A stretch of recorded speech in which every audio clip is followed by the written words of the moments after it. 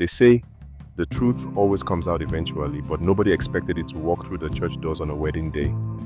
On a humid Saturday afternoon in Lagos, Nigeria, a quiet chapel filled with guests dressed in their finest Ankara and lace was about to witness something that would change multiple lives forever.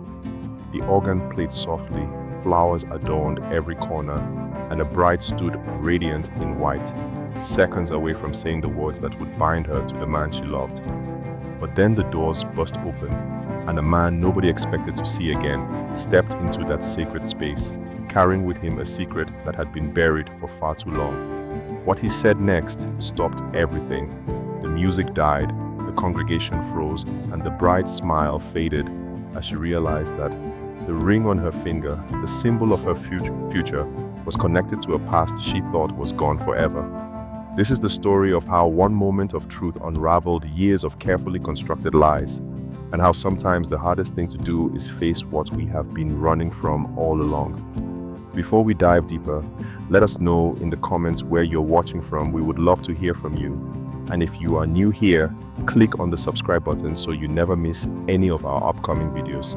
To understand what happened that day, we need to go back 3 years earlier to a small neighborhood in Ikeja where Amara grew up. Amara was the kind of person everyone loved, the girl who helped her neighbors carry their groceries, who stayed after church to stack chairs, who worked double shifts at her aunt's restaurant to help pay for her younger brother's school fees. Her world was simple but full of love. She lived with her grandmother, Mama Chidi, in a modest 2-bedroom flat where the walls were decorated with faded family photos and the smell of jollof rice and fried plantain filled the air every evening. But there was always one photograph that held a special place in that home, one that Mama Chidi would dust every single morning with trembling hands. It was a picture of 2 sisters, Amara and her older sister Kioma, arms wrapped around each other, smiling like they had no worries in the world. That photo was taken 2 months before Kioma disappeared without a trace, leaving behind only questions and a family shattered by uncertainty. Police searches, neighbors, whispered theories, and flyers with Kioma's face were pasted on every street corner, but nothing ever came of it. Months turned into years and the case went cold. Amara tried to move forward, but part of her remained stuck in that moment when she realized her sister was truly gone. On her dresser sat a small jewelry box that had belonged to Kioma, a carved wooden box with intricate patterns that their father had made before he passed away. Inside was a delicate ring, nothing expensive, just a simple silver band with a tiny blue stone that Kioma wore on a thin chain around her neck. She always said she would save it for someone special, someone who deserved her whole heart. Amara kept that box closed most days because opening it felt like opening a wound that refused to heal. Life continued, as it always does, and Amara eventually found herself smiling again. That was when Tunde came into her life. He walked into the restaurant on a rainy Tuesday evening, drenched from head to toe because his car had broken down 2 streets away. He ordered pepper soup and sat in the corner, quietly scrolling through his phone. Amara brought him extra napkins and a towel without him asking, and he looked up at her with such genuine gratitude that it caught her off guard. He came back the next day and the day after that, always sitting at the same table, always leaving a generous tip, always exchanging a few more words with her each time. Tunde was charming, in a quiet way, not the loud, flashy kind of guy who demanded attention, but the type who listened when you spoke and remembered small details you mentioned in passing. He asked about the photo of her and Kioma that Amara kept in her bag, and when she told him the story, he did not try to fix it with empty words. He just listened, and that meant more to her than anything else. 6 months later, Tunde asked her to be his girlfriend over a plate of suya at a local spot, and Amara said yes without hesitation. He met Mama Chidi, who watched him carefully for weeks before finally giving her approval, and slowly Tunde became part of their small family. He was respectful, he helped with chores, he even fixed the leaking tap in the kitchen that had been broken for months. 2 years into their relationship, Tunde proposed. It was not elaborate or social media worthy, just the 2 of them on the balcony of his friend's flat overlooking the city lights, and Amara said yes through tears of joy. The ring he gave her was modest, a thin silver band with a small stone that caught the light just right. He told her he found it at a jewelry shop in Surulere, and that the moment he saw it, he knew it was meant for her. Amara slipped it onto her finger and felt a strange sense of familiarity, like she had seen it before, but she pushed the thought away and focused on the happiness of the moment. Mama Chidi cried when they told her, clutching Amara's hand and whispering prayers of thanksgiving. Wedding plans began immediately. Amara wanted something simple, intimate, just close family and friends in a small chapel near their neighborhood. Tunde agreed to everything, always accommodating, always supportive. But as the wedding day approached, Amara noticed small changes in him. He became quieter, more distant, like something was weighing on his mind. When she asked if he was okay, he would smile and say he was just nervous about the wedding. But his eyes told a different story. Mama Chidi noticed it too. One evening, she pulled Amara aside and said something that stuck with her. She said, "A man who cannot look you in the eye is a man carrying something heavy, and you need to know what that weight is before you tie your life to his." Amara brushed it off, convincing herself that Mama Chidi was just being overprotective. But deep down, a small seed of doubt had been planted. The night before the wedding, something strange happened. Amara was in her room, packing the last of her things, when she heard a faint sound coming from her dresser. It was the jewelry box, Kyoma's jewelry box, and it was making a soft creaking noise like something inside was shifting. She opened it slowly, her heart pounding, and inside she found the ring that Kyoma used to wear still on its thin chain. But there was something different. The chain had been moved, like someone had touched it recently, and beneath it was a small folded piece of paper that she had never seen before. Her hands shook as she unfolded it. The note was in Kyoma's handwriting, just a few words scribbled hastily. It said, "If you are reading this, I am in trouble. Do not trust anyone." Amara's blood ran cold. She sat on the edge of her bed, staring at those words, trying to make sense of them. Kyoma had disappeared years ago. How could there be a note? When had she written it? And why was it hidden in the jewelry box? Amara's mind raced with questions, but before she could process any of it, her phone rang. It was Tunde, calling to say goodnight, his voice warm and reassuring. She almost told him about the note, but something stopped her. Instead, she said goodnight and hung up, clutching the note in her hand, feeling like the ground beneath her feet was starting to crack. The wedding day arrived, bright and warm, with clear blue skies and the sounds of Lagos traffic humming in the distance. The chapel was small but beautifully decorated with white lilies and purple orchids. Guests filled the wooden pews, fanning themselves with ceremony programs and whispering excitedly. Amara stood in the back room, adjusting her veil in the mirror, trying to calm her racing heart. She wore her mother's wedding dress, altered to fit her, and in her hand, she held a small bouquet of wildflowers. Mama Chidi stood beside her, tears already streaming down her face, holding Amara's hand tightly. Everything should have felt perfect, but Amara could not shake the unease that had settled over her since finding that note. She glanced down at the engagement ring on her finger, the one Tunde had given her, and for the first time she truly looked at it. The silver band, the small blue stone, the delicate way it caught the light. Her stomach dropped. It looked exactly like Kyoma's ring. Not similar, identical. She felt dizzy, her breath catching in her throat. Before she could say anything, the music started, signaling that it was time to walk down the aisle. Mama Chidi squeezed her hand, and Amara forced herself to move forward, one step at a time, her mind spinning with confusion and fear. The doors to the chapel opened, and all eyes turned to her. Tunde stood at the altar, looking handsome in his navy blue suit, a nervous smile on his face. Amara walked slowly, her eyes locked on his, searching for answers she did not even know how to ask for. She was halfway down the aisle when the chapel doors burst open behind her with a loud crash. Everyone turned. A man stood in the doorway, breathing heavily, his clothes dusty and worn like he had been traveling for days. He was older, his face lined with exhaustion and pain, but his eyes burned with determination. Amara recognized him immediately. It was Emeka, Kyoma's ex-boyfriend, the man who had left town shortly after Kyoma disappeared. People had whispered about him back then, some saying he knew more than he let on, others defending him as heartbroken and traumatized. He had not been seen in years, and now, here he was, standing in the doorway of Amara's wedding, holding a small leather pouch in his hand. The chapel fell silent. Even the organist stopped playing. Emeka walked forward slowly, his eyes fixed on Tunde, who had gone completely pale.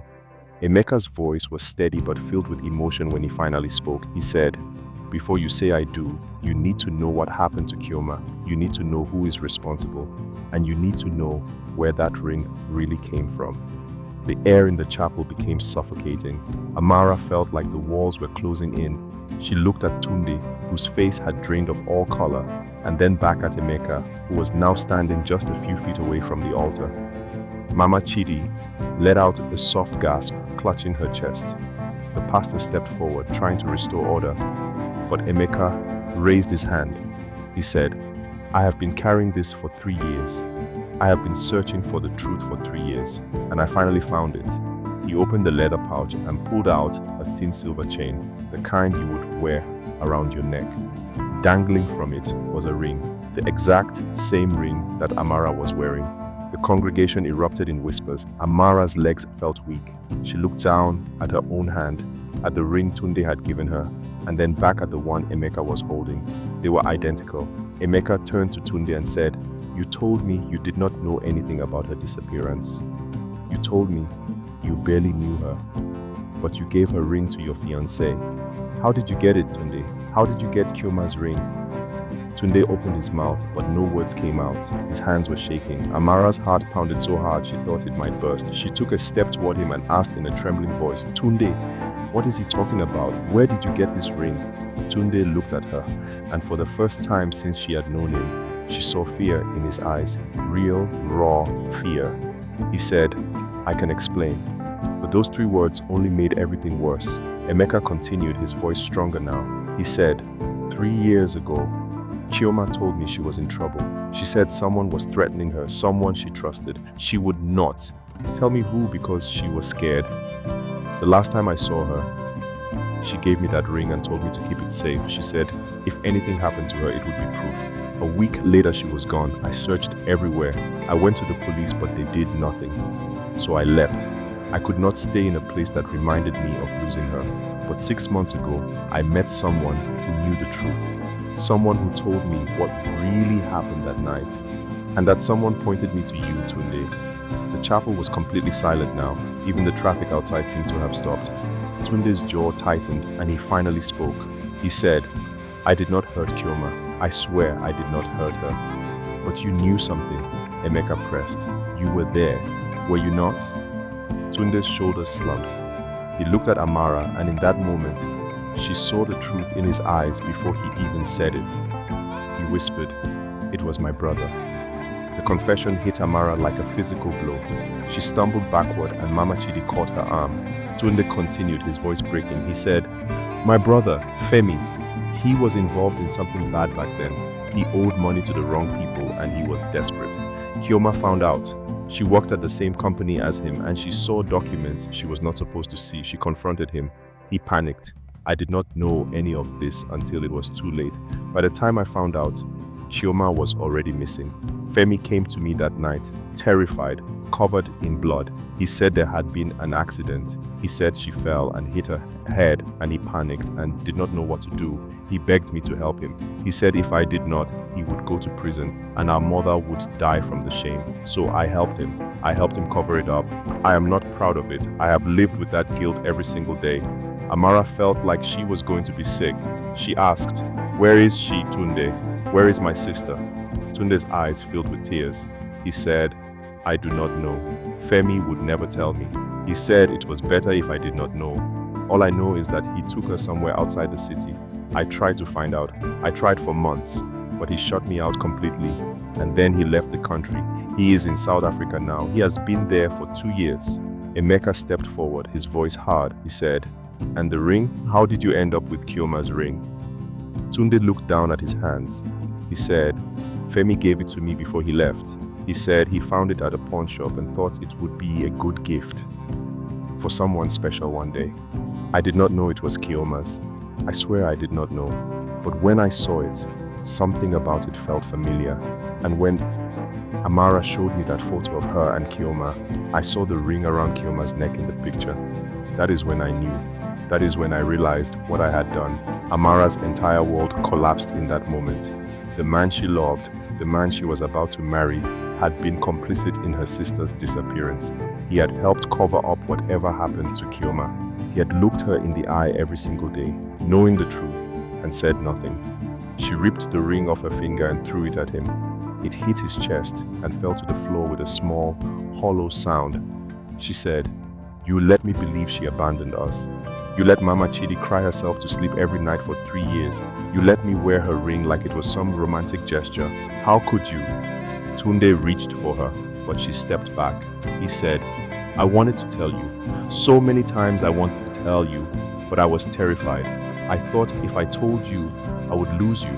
I thought if I could just love you enough, if I could build a life with you, maybe I could make up for what I did. I thought maybe I could be better." Amara shook her head, tears streaming down her face. She said, "You cannot make up for this. You cannot love away the truth. My sister is gone and you helped hide it." She turned to Emeka and asked, "Do you know where she is? Can we find her?" Emeka's expression softened. He said, "I have been working with a private investigator.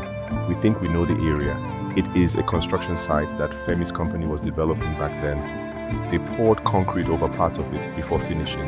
If we can get the authorities involved, we can search it. But we need Tunde's cooperation. We need him to testify against his brother." The chapel was still. Everyone was watching. Tunde stood there, torn between loyalty to his brother and the woman he claimed to love. Amara looked at him and said, "If you ever loved me, if any of this meant anything to you, you will do the right thing. You will help us find her. You will give Mama Chidi the closure she deserves." Tunde closed his eyes, tears running down his face, and after what felt like an eternity, he nodded. He said, "I will do it. I will testify. I will tell them everything I know." Emeka exhaled, relief washing over his face. The pastor, who had been standing frozen this whole time, finally spoke. He said, "There will be no wedding today, but perhaps, if God wills it, there can be justice." Amara walked out of that chapel, Mama Chidi beside her, leaving behind the flowers, the vows, and the man she thought she knew. Outside, the sunlight felt too bright, the world too loud. She felt numb, but beneath the numbness was a flicker of something else. Hope. Hope that maybe finally they could bring Kioma home. Over the next few weeks, everything moved quickly. Tunde gave his full statement to the police. Emeka's private investigator provided all the evidence they had gathered. Authorities issued a warrant for Femi's arrest, and after some negotiation with South African officials, he was extradited back to Nigeria. The construction site was excavated. It took days of careful digging, but eventually they found her. Kioma's remains were discovered beneath layers of concrete, exactly where Emeka's investigator had suspected. The news hit Amara and Mama Chidi like a sledgehammer. Part of them had held on to the hope that maybe Chioma was alive somewhere, maybe she had run away and started over. But now, there was no more hoping. There was only grief. The funeral was small and quiet, attended by family and a few close friends who remembered Chioma as the bright, loving person she had been. Amara stood by the grave, holding Mama Chidi, who wept silently. Emeka stood a little distance away, his head bowed, finally able to say goodbye to the woman he had loved. During the service, Amara spoke. She talked about Kioma's laugh, the kindness, the way she used to hum while cooking, the way she always believed in second chances. She said, "My sister deserved more than this. She deserved to live, she deserved to grow old and have children and see the world, but because of fear and greed and cowardice, she was taken from us. And I will spend the rest of my life making sure that people remember her not for how she died, but for how she lived." Femi was charged with manslaughter and obstruction of justice. During the trial, more details came out. Kioma had discovered that Femi was embezzling money from the company they both worked for. She had confronted him privately, offering to help him return the money and fix the situation before it got worse. But Femi panicked. He believed she would report him. They argued at the construction site late one evening, and in the heat of the argument, he pushed her. She fell and hit her head on a steel beam. Instead of calling for help, Femi made the worst decision of his life. He hid her body and called Tunde, who helped him cover it up. The judge sentenced Femi to 15 years in prison. Tunde was charged as an accessory after the fact and received a reduced sentence of 3 years due to his cooperation with the investigation. Amara did not attend the sentencing. She had no desire to see either of them again. She had said everything she needed to say. When the verdict was announced, she was at home with Mama Chidi, sitting on the balcony where Tunde had once proposed to her, drinking tea and watching the sun set over the city. Mama Chidi said, "Do you think you will ever forgive him?" Amara thought about it for a long time before answering. She said, "Forgiveness is not about him. It is about me. It is about not letting his betrayal define the rest of my life. Maybe one day I will forgive him, but today is not that day." In the months that followed, Amara slowly rebuilt her life. She left the restaurant and went back to school, enrolling in a program to become a social worker. She wanted to help other families who were searching for missing loved ones, to be the person she wished she had during those dark years. Emeka stayed in touch. They were not romantically involved, but they had formed a bond through shared grief and the fight for justice. He started a foundation in Chioma's name, focused on helping families navigate the legal system when a loved one went missing. Mama Chidi's health, which had been declining during the years of uncertainty, began to improve. She said it was because she could finally sleep at night, knowing that Chioma was at peace. Amara visited Chioma's grave every Sunday. She would bring fresh flowers and sit on the grass, talking to her sister about everything she had been too afraid to say when she was alive. She told her about the foundation, about going back to school, about the little moments of joy that were slowly returning to her life. She also told her about the anger, the sadness, the nights when the weight of it all felt unbearable. But mostly, she told her that she was loved, that she was missed, and that her life had mattered. One Sunday, as Amara was leaving the cemetery, a young woman approached her. She looked nervous, clutching a worn photograph in her hand. She said, "Excuse me, are you Amara?" Amara nodded, confused. The woman continued, "My brother has been missing for 8 months. The police have not been helpful. I saw a news article about your sister and the foundation Emeka started. I was hoping maybe you could help me. I do not know where else to turn." Amara looked at the photograph the woman was holding, a picture of a smiling young man with kind eyes. She felt a familiar ache in her chest, but also something else. "Purpose," she said. "Tell me everything. Let us see what we can do." As the sun set that evening, Amara sat with the young woman at a small cafe, taking notes and asking questions, doing for someone else what she wished someone had done for her all those years ago. She realized then that Chioma's story, as tragic as it was, had not ended in that construction site. It had continued through every person who refused to give up on the truth, through every family that found closure because someone cared enough to keep searching. And maybe, in some small way, that was Chioma's legacy, not the pain of how she died, but the hope that came from making sure no one else was forgotten. Amara thought about the wedding that never happened, about the life she almost built on a foundation of lies. She thought about how close she had come to living a beautiful illusion. And she realized that the truth, as painful as it was, had set her free. It had given her the chance to live authentically, to love without fear, to rebuild on solid ground. She looked down at her left hand, bare now, no ring, no symbol of a broken promise. And for the first time in years, that emptiness did not feel like loss. It felt like possibility. So here is the question we leave you with today. If you were in Amara's position, if you discovered on your wedding day that the person you loved had been hiding the truth about your greatest loss, what would you do? Would you be able to walk away? Would you ever be able to forgive? And if you were tuned caught between loyalty to family and doing what is right, what choice would you have made? These are not easy questions, and there are no perfect answers. Life is complicated and people are messy, and sometimes love is not enough to overcome the weight of our choices. But one thing is certain, the truth always finds a way. It may take years, it may hurt more than we ever thought possible, but it will come. And when it does, we have to decide who we want to be in that moment. Do we run from it, or do we face it head on? Do we let it destroy us, or do we let it transform us into something stronger? Amara chose strength. She chose truth. And in doing so, she honored her sister's memory in the most powerful way possible. If this story moved you, if it made you think, if it reminded you of the importance of truth and justice, let us know in the comments. Share your thoughts, your feelings, your own experience. And if you believe in the work that people like Amara and Emeka are doing, share this story. Because every time we refuse to let someone be forgotten, every time we demand justice for those who cannot speak for themselves, we make the world just a little bit better. Thank you for watching. And remember, the truth might be painful, but living a lie is even worse.